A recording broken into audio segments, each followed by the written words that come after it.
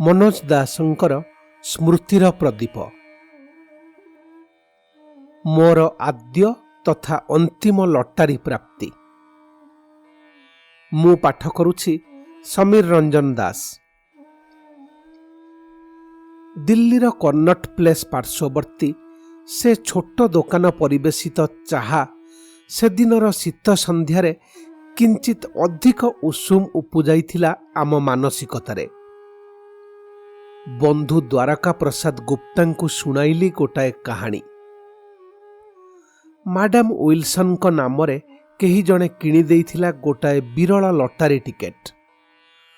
Madam ଯେତେବେଳେ ହସ୍ପିଟାଲରେ ଜୀବନ ଓ ମୃତ୍ୟୁର ପରସ୍ପର ଟଣା ଓଟରା ଭିତରେ ଅଧିକାଂଶ ବେଳ ଚେତାଶୂନ୍ୟ ରହୁଛନ୍ତି, ସେତିକିବେଳେ ଖବର ଆସିଲା ସେ ଜିତିଛନ୍ତି ପ୍ରାୟ 1,000,000 ଟଙ୍କା। ବୟସ ତାଙ୍କର 90 ପାଖାପାଖି। ନିଜର ବୋଲି ପ୍ରାୟ କେହି ନାହିଁ। ସେ ଥିଲେ ସ୍ୱଚ୍ଛଳ। ଅନ୍ୟମାନଙ୍କ ହିତାର୍ଥେ ସେ ବ୍ୟୟ କରିଥିଲେ ନିଜର ସମୁଦାୟ ସମ୍ବଳ। ତେବେ ସେ ଥିଲେ ସୁଖୀ। ଜୀବନର ଅନ୍ତିମ ପର୍ଯ୍ୟାୟରେ ତାଙ୍କ ଭଲ ମନ୍ଦ ବୁଝିବା ନିମନ୍ତେ ଶୁଭେଚ୍ଛୁଙ୍କ ଅଭାବ ନଥିଲା। ତାଙ୍କ ଚିକିତ୍ସା ଦାୟିତ୍ୱରେ ଥିବା ଚାକରଟି ଉପରେ ତାଙ୍କର ଅଗାଧ ବିଶ୍ୱାସ। ଶୁଭେଚ୍ଛୁମାନେ ଆଲୋଚନା କଲେ, ମାଡାମ 1,000,000 ଟଙ୍କା ଜିତିଛନ୍ତି। ଏ ଖବର ଶୁଣିବା ମାତ୍ରେ ଯେଉଁ ବିପୁଳ ପୁଲକ ସେ ଅନୁଭବ କରିବା ଅନିବାର୍ଯ୍ୟ, ତାକୁ ସମ୍ଭାଳିବା ଭଳି ଶକ୍ତି ତାଙ୍କର ଅଛି କି? ପୁଲକାତି ଶଯ୍ୟରେ ହୃତ୍ସ୍ପନ୍ଦନ ବନ୍ଦ ହୋଇଯିବ ନାହିଁ ତ? ଆଲୋଚନା ଅନ୍ତେ ଡାକ୍ତର ମହାଶୟଙ୍କୁ ଦାୟିତ୍ୱ ଦିଆଗଲା ସେ ପର୍ଯ୍ୟାୟକ୍ରମେ ମାଡାମଙ୍କୁ ଧୀରେ ଧୀରେ ପ୍ରସ୍ତୁତ କରି ସୁଖବରଟି ବ୍ୟକ୍ତ କରିବେ। ଡାକ୍ତର କୌଣସି ମତେ ଗପସପ ଭିତରକୁ ଲଟାରୀ ପ୍ରସଙ୍ଗ ଆଣି ସୁଯୋଗ ଦେଖି ପଚାରିଦେଲେ, ଆଚ୍ଛା ମାଡାମ, ଧରନ୍ତୁ ଆପଣଙ୍କୁ ହଠାତ୍ 1,000,000 ଟଙ୍କାର ଲଟାରୀ ମିଳିଯିବ, ଆପଣ କରିବେ କ'ଣ? କରିବି କ'ଣ ପଚାରୁଛ ଡାକ୍ତର?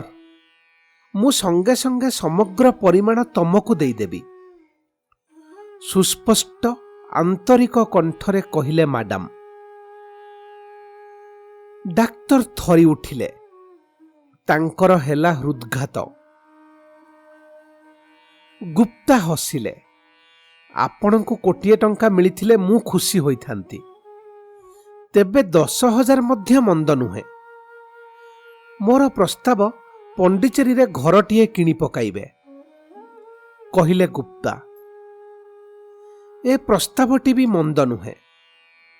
ଏହାଦ୍ୱାରା ଦାତାଙ୍କ ସର୍ତ୍ତ ଏବଂ ମୋର ସ୍ୱତଃସ୍ଫୂର୍ତ୍ତ ଇଚ୍ଛା ଭିତରେ ସାଲିସ ହୋଇପାରିବ। ଦାତାଙ୍କ ସର୍ତ୍ତ, ସମୁଦାୟ ଅର୍ଥ ମୁଁ କେବଳ ନିଜ ପାଇଁ ଖର୍ଚ୍ଚ କରିବି। ମୋର ପ୍ରସ୍ତାବ ଥିଲା, ମୁଁ ଆଶ୍ରମକୁ ଦେବି। ଘରଟିଏ ଯଦି ଆଶ୍ରମ ନାମରେ କିଣାଯାଏ ଏବଂ ମୁଁ ତାକୁ ବ୍ୟବହାର କରେ, ଦ୍ୱନ୍ଦ୍ୱର ଅବସାନ କଟିଯିବ। 1971 ମସିହାରେ 10-15,000 ଟଙ୍କାରେ ପଣ୍ଡିଚେରୀରେ ଘରଟିଏ କ୍ରୟ ସ୍ୱପ୍ନ ନଥିଲା। ଅପେକ୍ଷାକୃତ କମ୍ରେ ବି ତାହା ସମ୍ଭବ ହେଉଥିଲା। ରେସ୍ତୋରାଁରୁ ବାହାରି ଏଥର 10,000 ଟଙ୍କା ପକେଟସ୍ଥ କରିବାକୁ ଅଗ୍ରସର ହେଲି। ଗୁପ୍ତାଜୀ ସେତେବେଳର ଏକ ଜଣାଶୁଣା ସମ୍ବାଦ ସରବରାହ ସଂସ୍ଥା ହିନ୍ଦୁସ୍ତାନ ସମାଚାରର ସାମ୍ବାଦିକ। ସେ ନିଜେ କାର୍ ଚଳାଉଥିଲେ। ତାଙ୍କ ହେପାଜତରେ ଥିବା ଜଣେ ବିଶିଷ୍ଟ ସାମନ୍ତ ହେମ୍ଦି ଇମାମଙ୍କ ଏକ ବିଦେଶୀ କାର୍। ଶ୍ରୀ ଅରବିନ୍ଦଙ୍କ ଦି ଲାଇଫ୍ ଡିଭାଇନ୍ ଗ୍ରନ୍ଥର ପ୍ରଥମ ଯୁଗର ଦୁଃସାହସୀ ବ୍ୟାଖ୍ୟାକାର ଥିଲେ ବିଲାତରେ ଶିକ୍ଷାପ୍ରାପ୍ତ ହେମ୍ଦି ଇମାମ। ପରବର୍ତ୍ତୀ ବ୍ୟାପାରଟିର ପଟ୍ଟଭୂମି ପରିବେଷଣ କରେ।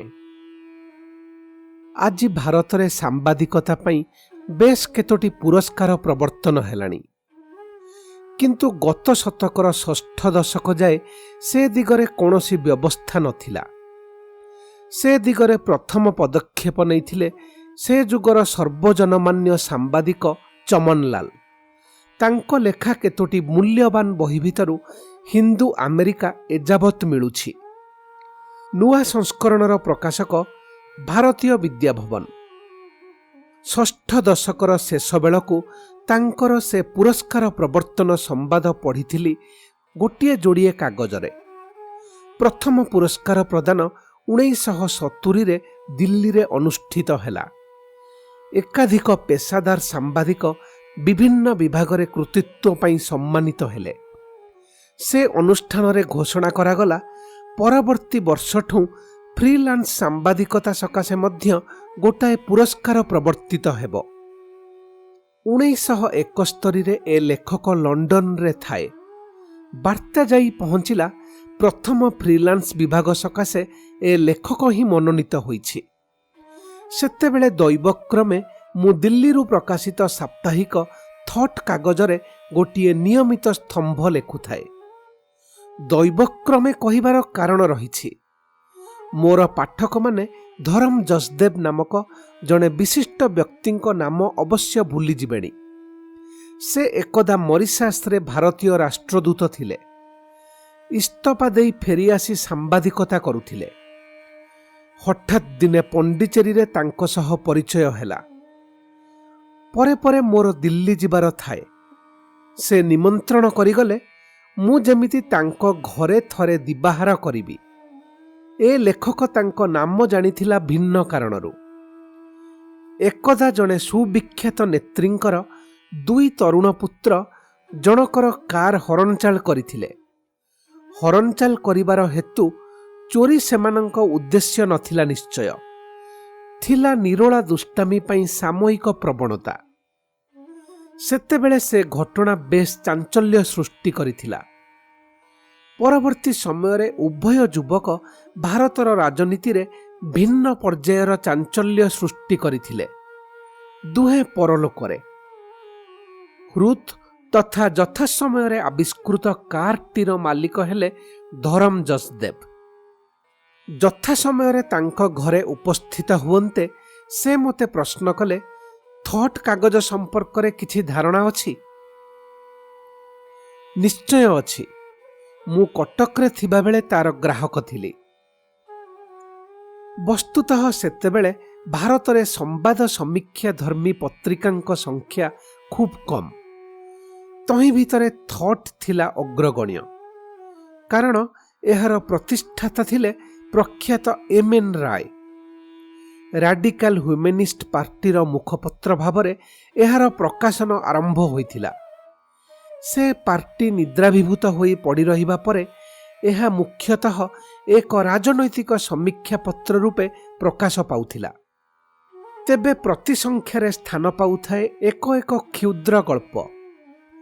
ମୁଁ କଟକରେ ଥିବାବେଳେ ମୋର ପ୍ରଥମ ଇଂରାଜୀ ଗଳ୍ପ କାରାଭାନରେ ଏବଂ ଦ୍ୱିତୀୟଟି ଥଟ୍ରେ ପ୍ରକାଶ ପାଇଥିଲା। ଆଜି କାରାଭାନ, ଇମ୍ପ୍ରିଣ୍ଟ, ମିରର ଇତ୍ୟାଦି ସାହିତ୍ୟ ପ୍ରଧାନ ପତ୍ରିକା ସବୁକୁ ଗିଳି ପକାଇଛନ୍ତି ହାଲୁକା ଧର୍ମୀ ସମ୍ବାଦଧର୍ମୀ ସାପ୍ତାହିକ ଓ ପାକ୍ଷିକମାନେ। ଥଟ୍ ଭଳି ଗମ୍ଭୀର ବିଷୟବସ୍ତୁ କିନ୍ତୁ ନିରାଡମ୍ବର କଳେବରରେ ପ୍ରକାଶ ପାଉଥିବା ପ୍ରଭାବଶାଳୀ ସାପ୍ତାହିକ ଜରୁରୀକାଳୀନ ପରିସ୍ଥିତି ବେଳେ ବନ୍ଦ ହୋଇଗଲା। ଏପରିକି ଇଲୁଷ୍ଟ୍ରେଟେଡ୍ ୱିକଲି ଅଫ୍ ଇଣ୍ଡିଆ ଭଳି ସାହିତ୍ୟ ସଂସ୍କୃତି ସହିତ ନାନାଦି ସମସାମୟିକ ଘଟଣା ସମୀକ୍ଷାର ସମାହାର ପ୍ରଧାନ ପତ୍ରିକା ନାନା ପ୍ରକାର ଅଶାଳୀନତା ସହ ସାଲିସ କରିବାର ମୁମୂର୍ଷକାଳୀନ ପ୍ରଚେଷ୍ଟା ସତ୍ତ୍ୱେ ତିଷ୍ଠି ପାରିଲା ନାହିଁ। ତେବେ ତାହା ଭିନ୍ନ ପ୍ରସଙ୍ଗ। ଧରମ ଜସଦେବ କହିଲେ, 2 ଦିନ ତଳେ ଥଟ୍ର ସମ୍ପାଦକ ରାମ ସିଂ ଗୋଟାଏ ବିଷୟରେ ମୋର ପରାମର୍ଶ ଲୋଡ଼ିଲେ। ତାଙ୍କ ପତ୍ରିକା ରାଜନୈତିକ ଆଲୋଚନାରେ ପୂର୍ଣ୍ଣ। ଅବଶ୍ୟ ଗଳ୍ପଟିଏ ରହିଥାଏ, କିନ୍ତୁ ସିଧାସଳଖ ରାଜନୀତି ବାଦ ଦେଇ ସମାଜ, ଶିକ୍ଷା ଓ ସାହିତ୍ୟ ସଂସ୍କୃତି ଜଗତର ସମସାମୟିକ ଘଟଣାବଳୀ ଉପରେ ନିୟମିତ ମନ୍ତବ୍ୟ ପ୍ରକାଶ କରି ସ୍ତମ୍ଭଟିଏ କିଏ ଲେଖିପାରିବେ?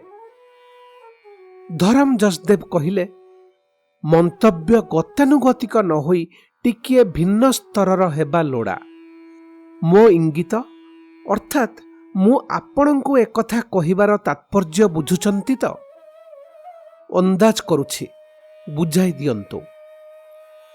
ଆପଣଙ୍କର ସେ ଧରଣର କେତୋଟି ଲେଖା ମୁଁ ଏକ୍ସପ୍ରେସ ଓ ହିନ୍ଦୁରେ ପଢ଼ିଛି। ଆପଣ ହିଁ ପ୍ରସ୍ତାବିତ ସ୍ତମ୍ଭଟି ଲେଖନ୍ତୁ। ଏଥୁ ଅନ୍ତେ ଧରମ ଜସଦେବ ରାମ ସିଂଙ୍କ ସହ ମୋର ସାକ୍ଷାତ କରାଇଲେ। ମୁଁ ନିୟମିତ ସ୍ତମ୍ଭ ଲେଖିଲି। ପୁରସ୍କାର ବାର୍ତ୍ତା ପାଇ ଚମନଲାଲ ମହୋଦୟଙ୍କୁ ଧନ୍ୟବାଦ ଦେବା ସଙ୍ଗେ ସଙ୍ଗେ ବିଲାତରୁ ପୁରସ୍କାର ପ୍ରଦାନ ଉତ୍ସବରେ ଯୋଗ ଦେବା ସକାଶେ ଆସିବା ସମ୍ଭବପର ନୁହେଁ ବୋଲି ଜଣାଇଲି। ସେ ଲେଖିଲେ, ଠିକ୍ ଅଛି, ତମ ଅନୁପସ୍ଥିତିରେ ପେଶାଦାର କେଇ ଜଣଙ୍କୁ ଦେବା ସଙ୍ଗେ ସଙ୍ଗେ ତମ ନାମ ଘୋଷଣା କରିଦିଆଯିବ। ତମେ ଭାରତ ବାହୁଡ଼ିବା ପରେ ଦିଲ୍ଲୀରେ ମୋଠୁ ଚେକ୍ ଖଣ୍ଡିକ ନେଇଯିବ। 2 ମାସ ପରେ ପଣ୍ଡିଚେରୀ ପ୍ରତ୍ୟାବର୍ତ୍ତନ ଅନ୍ତେ କାର୍ଯ୍ୟୋପଲକ୍ଷେ ଦିଲ୍ଲୀ ଗଲି। ଗୁପ୍ତା ମୋତେ ଚମନଲାଲଙ୍କ ବସାକୁ ନେଇଗଲେ। ଚମନଲାଲ ସେତେବେଳେ ବୌଦ୍ଧ ଧର୍ମ ଗ୍ରହଣ କରି ଗୈରିକ ପରିଧାନ କରୁଥାନ୍ତି ଓ ଲଣ୍ଡିତ ମସ୍ତକ ସନ୍ଥ ରୂପେ ମଡର୍ଣ୍ଣ ସ୍କୁଲ ପରିସର ଭିତରେ ଗୋଟାଏ ଘରେ ରହୁଥାନ୍ତି। ସେ ସ୍ୱାଗତ କଲେ ଏବଂ ଆପେଲ ଓ କମଳା ଖୁଆଇଲେ। ତାପରେ ବାହାର କଲେ ଚେକ୍। ମନୋଜ, ତମେ ଅବଶ୍ୟ ଜାଣିଥିବ, ବାଂଲାଦେଶର ସ୍ୱାଧୀନତା ସଂଗ୍ରାମରେ ବହୁ ଦେଶପ୍ରାଣ ସାମ୍ବାଦିକ ସର୍ବସ୍ୱାନ୍ତ ଓ ନିର୍ଯାତିତ ହୋଇଛନ୍ତି। ଗୋଟିଏ ପାଣ୍ଠି ଖୋଲାଯାଇଛି। ଆମ ସାମ୍ବାଦିକମାନଙ୍କ ପାଇଁ ଉଦ୍ଦିଷ୍ଟ ପୁରସ୍କାର ଅର୍ଥ ସେହି ପାଣ୍ଠିକୁ ଯାଇଛି। ପୁରସ୍କୃତମାନଙ୍କୁ ଖାଲି ପ୍ରତୀକ ଚେକ୍ଟିଏ ମାତ୍ର ଦିଆଯାଇଛି। ତମ ପାଇଁ ମଧ୍ୟ ଏକା କଥା।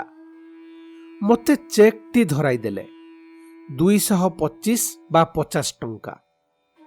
ହତାଶ ହେଲ? ସେ ଅର୍ଥପୂର୍ଣ୍ଣ ଦୃଷ୍ଟିରେ ମୋତେ ନିରୀକ୍ଷଣ କରୁ କରୁ ପଚାରିଲେ। ମୋର ହତାଶ ହେବାର ପ୍ରଶ୍ନ ନଥିଲା, କାରଣ ମୁଁ ପୁରସ୍କାରର ପ୍ରସ୍ତାବିତ ମୂଳ ପରିମାଣ ସମ୍ପର୍କରେ ଥିଲି ଅଜ୍ଞ। ସେ ତତ୍ପରେ ନିଜ ଅର୍ଥପୂର୍ଣ୍ଣ ଦୃଷ୍ଟିର ଭାଷାନ୍ତର କରିଦେଲେ। ଶୁଣ ଗୋଟାଏ ମଜାର ଖବର। 3 ମାସ ତଳେ ଏକ ବଡ଼ ଦୋକାନରୁ କିଛି ପସନ୍ଦ କପଡ଼ା ଖରିଦ କରିଥିଲି। ତାର ମୂଲ୍ୟ ଯଥେଷ୍ଟ ହୋଇଥିବାରୁ ସେମାନେ ମୋତେ ଗୋଟାଏ ଟିକେଟ୍ ଦେଲେ। ସେଇଟା ତାଙ୍କରି ପ୍ରତିଷ୍ଠାନରେ ଅନୁଷ୍ଠିତ ହେବାକୁ ଥିବା ଲଟାରୀ। ବର୍ଷକ ଭିତରେ ଯେତେ ଲୋକ ତାଙ୍କର ମୂଲ୍ୟବାନ ଗ୍ରାହକ ତାଲିକା ଭିତରକୁ ଆସିଥିବେ, ସମସ୍ତଙ୍କୁ ସଂଖ୍ୟା ସମ୍ବଳିତ ଟିକେଟମାନ ଦିଆଯାଇଥିଲା। ଗତକାଲି ଫଳ ବାହାରିଛି। ମୋତେ ମିଳିଛି ପ୍ରଥମ ଭାଗ୍ୟବନ୍ତ ଲଟାରୀ। ଏତେ ଅଧିକ ପରିମାଣର ଅର୍ଥ ଏହା ପୂର୍ବରୁ ଦିଲ୍ଲୀର କୌଣସି ଦୋକାନ ଦେଉନଥିଲେ। ଅଭିନନ୍ଦନ, କହିଲି। ସେ ପ୍ରତିକ୍ରିୟା ପ୍ରକାଶ କଲେ ନାହିଁ। କହିଲେ, ଶୁଣ, ମୁଁ ଭିକ୍ଷୁ। ମୋର ଏ ଅର୍ଥ ଲୋଡ଼ା ନାହିଁ। ତମେ ଏ ଟିକେଟ୍ ନେଇଯାଅ, ଟଙ୍କାତକ ହାସଲ କର। ଖବରଦାର, ମୋର ସର୍ତ୍ତ, ତମ ନିଜ ସ୍ୱାଚ୍ଛନ୍ଦ୍ୟ ପାଇଁ ଏ ଅର୍ଥର ଉପଯୋଗ ହେବା ଲୋଡ଼ା। ତୁମେ ନୂଆ ନୂଆ ଲେଖୁଛ। ଏହି ଅବସ୍ଥାରେ ଆମେ ତୁମର ସହାୟତା କରିବାର ଅର୍ଥ ଅଛି। ଆମେ ଯାଇ ଅବଶେଷରେ ନିର୍ଦ୍ଦିଷ୍ଟ ଦୋକାନରେ ପହଞ୍ଚିଲୁ। ପ୍ରଶସ୍ତ କାଉଣ୍ଟର। 10 ଜଣ ସରିକି କର୍ମଚାରୀ ଆମ ଆଡ଼େ ଅନାଇ ରହନ୍ତେ ଆମେ ଗମ୍ଭୀର ଭାବରେ ମ୍ୟାନେଜରଙ୍କୁ ଭେଟିବା ନିମନ୍ତେ ଅଭିପ୍ରାୟ ଜଣାଇଲୁ। କାରଣ? ମୁଖ୍ୟ କର୍ମଚାରୀ ଭଳି ଦିଶୁଥିବା ଚଇନ ଫିଟ୍ ଯୁବକ ପ୍ରଶ୍ନ କଲେ। ଲଟାରୀ। ପ୍ରଥମ ଭାଗ୍ୟବନ୍ତ ନମ୍ବରଟି ଆମ ପାଖରେ। ସତେ? ଅଭିନନ୍ଦନ, ଅଭିନନ୍ଦନ। ଆସନ୍ତୁ, ମ୍ୟାନେଜର ଉପରେ ଅଛନ୍ତି। ଆମେ ଅପେକ୍ଷା କରିଛୁ। 2-3 ଜଣ ନେଇଗଲେଣି। ପ୍ରଥମ ଭାଗ୍ୟବନ୍ତ କେତେବେଳେ ଆବିର୍ଭୂତ ହେବେ, ଆମେ ସେଇ ଚିନ୍ତା କରୁଥିଲୁ। ଉପରକୁ ଗଲୁ। ଆମ ସହ ଗଲେ ଚଇନଫିଟ୍ ଯୁବକ ଏବଂ ଆହୁରି 3-4 ଜଣ ଆଗ୍ରହୀ କର୍ମଚାରୀ। ବିପୁଳ ବପୁ ମ୍ୟାନେଜର, ସମ୍ଭବତଃ ସ୍ୱୟଂ ବିପଣୀର ମାଲିକ, ଆମ ସହ କରମର୍ଦ୍ଦନ କଲେ। ଟିକେଟ ଖଣ୍ଡିକ ବଢ଼େଇ ଦେଲୁ। ଚଷମା ସଫା କରି ସେ ପଢ଼ିଲେ ବାରମ୍ବାର। ତାଙ୍କ ସାମ୍ନା ଟେବୁଲ ଉପରେ କାଚ ତଳେ ଥିବା ନମ୍ବର ସହ ମିଶାଇଲେ। ଚାହା ପିଇବେ ନା କଫି? ସେ ପଚାରିଲେ, ନା ନା, ଆମେ ଚେକ୍ ହେଉ କ୍ୟାସ୍ ହେଉ, ସେତିକି ଧରି ସହଳ ଚାଲିଯିବୁ। ଗୁପ୍ତା ନମ୍ର ଭାବରେ ଜଣାଇଲେ, କଥା କ'ଣ କି? ମ୍ୟାନେଜର ଗଳା ସଫା କରି କହିଲେ, ନମ୍ବର ଠିକ୍ ଅଛି, ବିଲକୁଲ ଠିକ୍, କିନ୍ତୁ ଏହି ନମ୍ବର କ ସିରିଜର ଅନ୍ତର୍ଭୁକ୍ତ। ପୁରସ୍କାର ମିଳିଛି ଖ ସିରିଜର ଏହି ନମ୍ବରଟିକୁ। ଦୁଃଖିତ। ଚାହା ନା କଫି? ଧନ୍ୟବାଦ, ନମସ୍କାର। ଆମେ ଅନ୍ତତଃ 2 ଥର ଝୁଣ୍ଟି ରାସ୍ତାକୁ ପଳାଇ ଆସିଲୁ। ନୀରବ ଆମୋଦରେ କିଛି ସମୟ କାର୍ ଚଳାଇବା ଅନ୍ତେ ଗୁପ୍ତା କହିଲେ, ଆରେ ଆରେ, ଚମନଲାଲଜୀଙ୍କ ପାଖକୁ ଯାଇ ବେକାର ଟିକେଟ ଖଣ୍ଡିକ ଫେରାଇ ଦେବା ଠିକ୍ ହେବ ନାହିଁ? ନା, ସେ ମୋତେ ସହାୟତା ଦେଇଛନ୍ତି ବୋଲି ସନ୍ତୁଷ୍ଟ। ତା ପଛରେ ରହିଛି ତାଙ୍କର ମହାନୁଭବତା। ତାଙ୍କୁ ହତାଶ କରିବା ହେବ ଆମ ପକ୍ଷରେ କିଞ୍ଚିତ୍ ନିର୍ଦ୍ଦୟତା। ଗୁପ୍ତାଜୀ ମୋ ସହ ଏକମତ ହେଲେ। ରାତିର ପ୍ରଥମ ପ୍ରହରରେ ସେ ମୋଠୁ ବିଦାୟ ନେବା ବେଳେ ଦୁହେଁ ବହୁତ ହସିଥିଲୁ।